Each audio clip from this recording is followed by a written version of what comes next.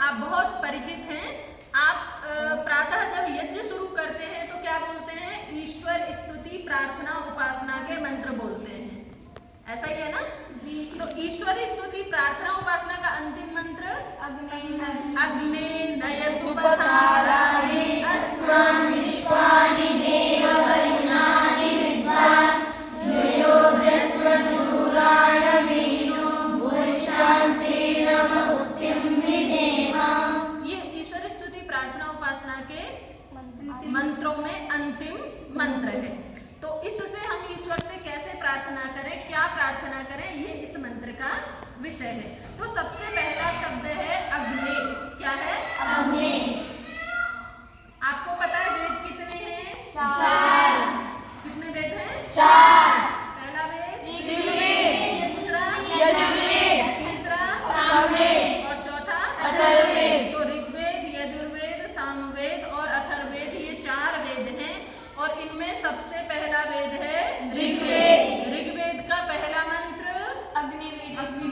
अग्निवीणे पुरोहितं यज्ञस्य देवमृत्विजं होतारं रत्नधातमम्। तो ऋग्वेद का पहला शब्द क्या है? अग्नि। अग्नि। और ऋग्वेद को विश्व की सबसे पहली पुस्तक माना जाता है, यानी दुनिया का सबसे पहला शब्द अग्नि। अग्नि, ठीक है। तो अब ये अग्नि यहाँ पर भी क्या है? अग्नि ने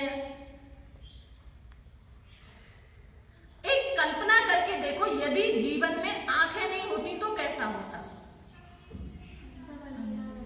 सोचो, यदि आंखें नहीं होती तो ये संसार कैसा होता? पता नहीं।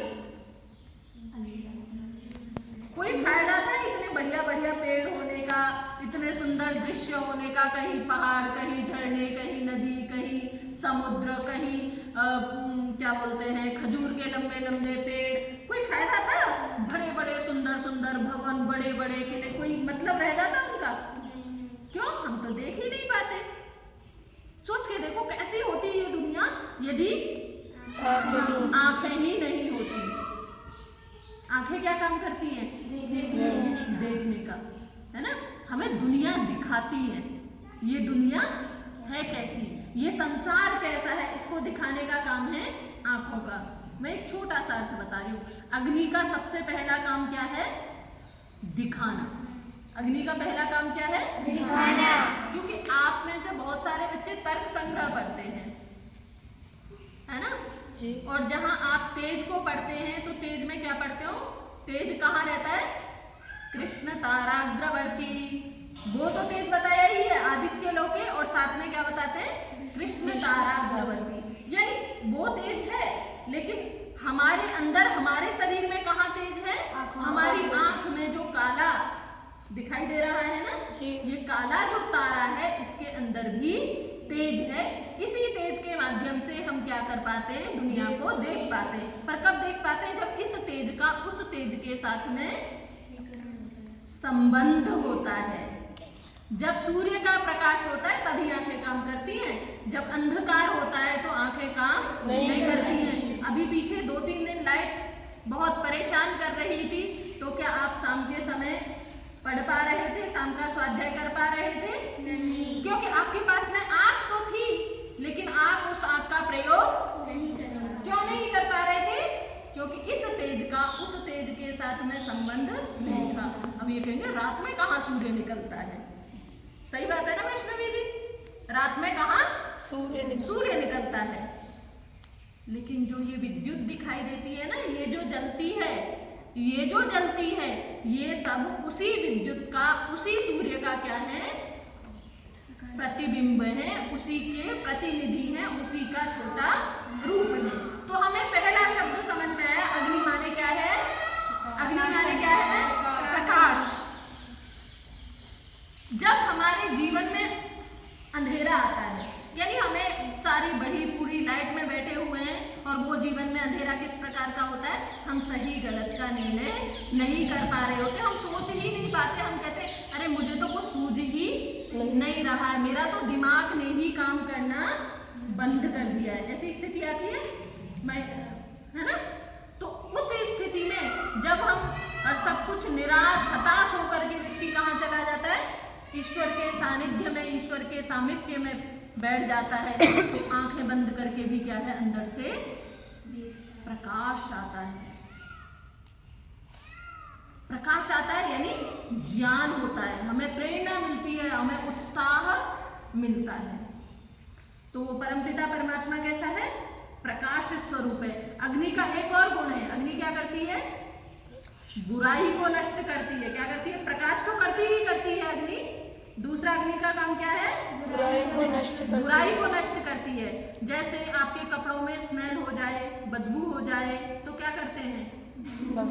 धूप में जाकर के सुखाते हैं। अब धूप में सुखाते हैं तो आजकल बारिश का मौसम है ना, आप इस चीज को बहुत अच्छे से अनुभव करते होंगे। जब आप अंदर कमरे में कपड़े सुखाते हैं तो कैसी अजीब सी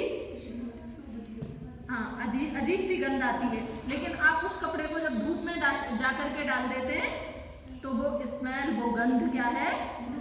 दूर हो जाती है, गायब हो जाती है। तो अग्नि के संपर्क में आने से क्या हुआ? उसकी गंध दूर हो गई। ऐसे ही हमारे अंदर जो भी दुर्गुण दुर्व्यसन है, क्या है? दुर्गुण दुर्व्यसन है, बुराइयां हैं, उनको दूर करने का काम वो अग्नि स्वरूप परमपिता परमात्मा करता है। क्योंकि प्रार्थना का विषय चल रहा है और मैं बार बार कहती हूँ, प्रार्थना किससे की जाती है? जो हमसे ज्यादा सामर्थ्यशाली है, जो हमसे ज्यादा सामर्थ्यशाली है उसी से प्रार्थना की जाती है। तो ईश्वर हमसे ज्यादा सामर्थ्यशाली है, हर चीज में सामर्थ्यशाली है। तो ईश्वर हमको ले जा सकने का सामर्थ्य रखता है। मुझे कोई बताएगा अग्नि नय क्या कहा यहाँ पे? हे अग्नि नय मुझे ले चलो। कई बार ऐसा होता है हमारे जीवन में, हम बहुत थक जाते हैं, टूट जाता है व्यक्ति। अभी आपने उन चीजों का अनुभव किया है या नहीं किया, या जब कोई बीमार हो जाए, उसको लग रहा हो मैं चल नहीं पाऊंगा, तो फिर क्या कहते हैं? बहन मुझे कमरे में कहते हैं, यानी मेरे बस का सामर्थ्य नहीं, अब तो तुम ही पकड़ो और तुम ही मुझे क्या करो? कमरे में पहुंचा करके आओ। तो अग्नि नय, हे अग्नि मुझे क्या करो? तुम ले चलो। ये वो स्थिति है जब मैं पूरी तरीके से असमर्थ हो चुका हूं, मेरे अंदर कोई सामर्थ्य नहीं है, मैंने अपना पूरा बल, पूरा शक्ति, पूरा सामर्थ्य प्रयोग कर लिया है, अब मेरे अंदर कोई सामर्थ्य नहीं बची है। आप ही हो जो मेरा पथ प्रदर्शित कर सकते हो, आप ही हो जो मुझे सही रास्ते पर ले जा सकते हो। ये है समर्पण की पराकाष्ठा। क्या है बेटा? समर्पण की पराकाष्ठा।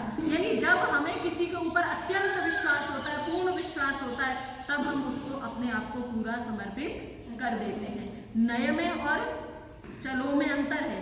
नय में क्या होता है? आप मेरा हाथ पकड़ो और मुझे ले चलो। और दूसरा है चलो चले में क्या होगा? तुम मेरी, मैं तुम्हारा हाथ पकड़ूं और ले चलो।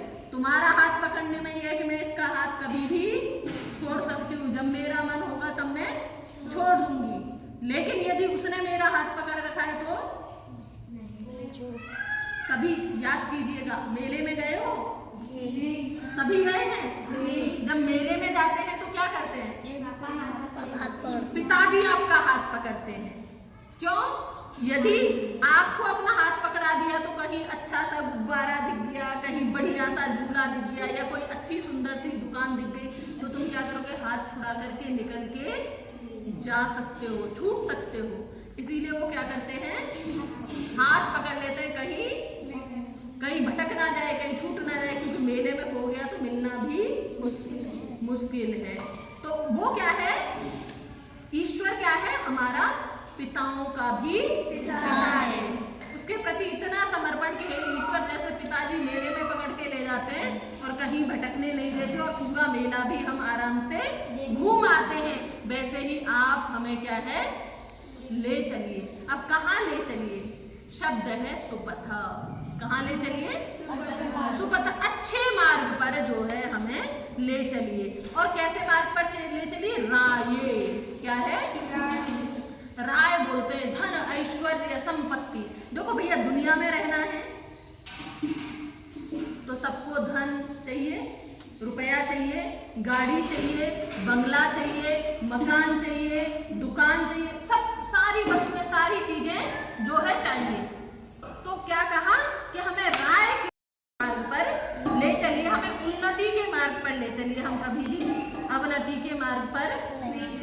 जाए।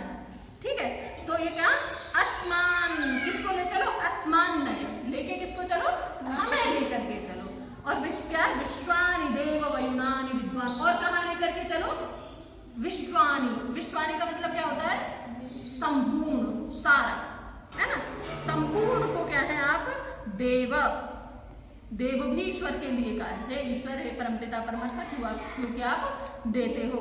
विश्वानि वयुनानि विद्वान, हमारे सारे जो हैं सारे कर्मों को क्या करते हो, जानते हो। और ये वयुनानि, वायु शब्द जानते हो हैं, क्या करते हैं वायु, जो वायुयान बनाते हैं वो क्या करते हैं,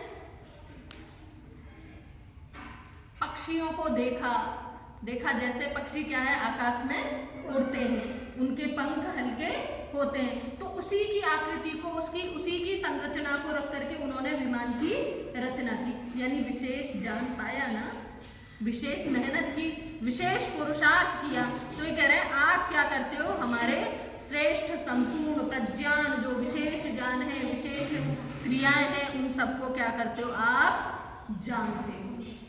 यानी दुनिया का जितना भी विशेष ज्ञान है उसको आप जानने वाले हो, आप विद्वान हो। और क्या, युयोधि अस्मत् जुहुराणम एनः, एनः बोलते हैं पाप को, अस्मत् जुहुराणम एनः।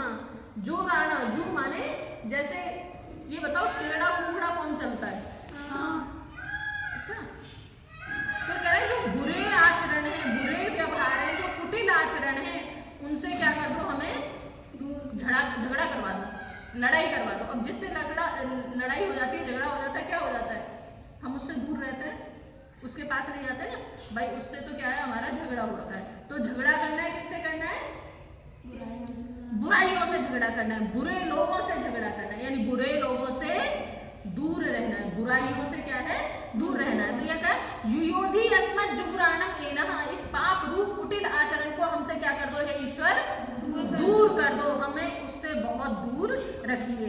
इसीलिए हम क्या करते हैं, भूयिष्ठान ते नम उक्तिम विधेम, बहुत सारी हम क्या करते हैं, ते नम उक्तिम विधेम, हम तेरी उक्ति, तुम्हारी नमस्ते, तुम्हारी प्रार्थना, तुम्हारी उपासना, हम बहुत प्रकार से नम्रता पूर्वक हम क्या करते हैं, आपकी स्तुति वंदना करते हैं। अब करते क्यों है, कारण पता चल गया, बिना स्वार्थ के मनुष्य कुछ नहीं करता है, बहुत स्वार्थी है ना पूजा जी, बहुत स्वार्थी है ना। बिना स्वार्थ के तो हम चम्मच इधर से इधर ना उठा के रखें। तुम नमस्ते करने की बात कर रहे हो, हम नमस्ते कब करते हैं, जब हमें अपना स्वार्थ नजर आता है। और वो हमारा स्वार्थ क्या है, हमें क्या चाहिए, हमें अपने प्रोटेक्शन में ले लीजिए, अपनी सुरक्षा में ले लीजिए, हमें बुरे मार्ग से बचा करके ज्ञान के, प्रकाश के, विद्या के मार्ग पर, सज्जनों के मार्ग पर ले चलिए। हमें विशिष्ट वैज्ञानिक बनाइए, विशेष ज्ञानवान बनाइए, और हमारे अंदर जो भी कुटिल पापाचरण रूप आचरण है उसको क्या कर दीजिए, हमसे दूर कर दीजिए। इसीलिए हम आपकी बहुत प्रकार की नम्रता पूर्वक स्तुति, प्रार्थना, उपासना करते हैं। तो आपको इस मंत्र का अर्थ समझ में आया, क्या हुआ, हे ज्ञान स्वरूप, हे प्रकाश स्वरूप परमात्मा, आप हमें क्या कीजिए, अच्छे मार्ग पर, विद्वानों के, सज्जनों के मार्ग पर ले चलिए। और कहाँ ले चलिए, राय, ऐसे मार्ग पर ले चलिए जहाँ पर हमारी उन्नति हो, हमारा धन, ऐश्वर्य, सुख, समृद्धि बढ़े, हमें ऐसे मार्ग पर ले चलिए। और क्या कीजिए, हमें विद्वानों के जैसा विशिष्ट ज्ञानवान बना दीजिए, हम वैज्ञानिक बने, हम बड़े बड़े संसार की, दुनिया की भलाई के लिए क्या करें, काम करें। हमारे अंदर जो भी कुटिलता रूप पापाचरण है उसको क्या कर दीजिए, आप दूर कर दीजिए। इसीलिए हम आपकी नम्रता पूर्वक बहुत प्रकार से स्तुति प्रार्थना करते हैं। समझ में आया? इस प्रकार से जब भी हम स्तुति प्रार्थना उपासना के मंत्रों का वाचन करें तो अपने हृदय में इस भाव को रखें और ईश्वर के प्रति इस लेवल का समर्पण का भाव अपने हृदय में बनाए रखें। आज के लिए इतना ही, बाकी कल करेंगे।